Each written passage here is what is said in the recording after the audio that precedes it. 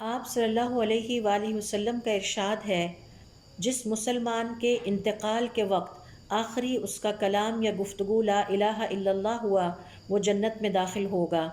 آخری وقت میں کلمہ طیبہ کے کلمات زبان پر جاری ہونا جنت میں داخلے کا ذریعہ ہے، کیونکہ صاحب ایمان آخری دم تک ایمان کی حفاظت کرنے والا ہوتا ہے۔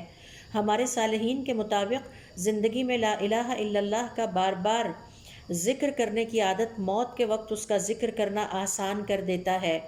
یہ بابرکت اور عظیم کلمات صاحب ایمان کے دل کو سکون عطا کرتے ہیں۔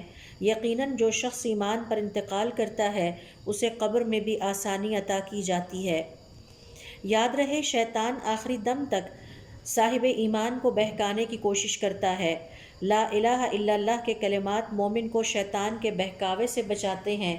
مومن کو نیک صحبت کی بہت زیادہ ضرورت ہوتی ہے تاکہ وہ نیک ساتھی اور دوست اسے آخری وقت میں لا الہ الا اللہ کی تلقین کرتے رہیں۔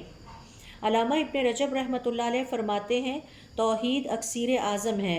اگر اسے گناہوں کے پہاڑوں پر رکھ دیا جائے تو یہ پہاڑ مغفرت کے پہاڑوں میں بدل جائیں۔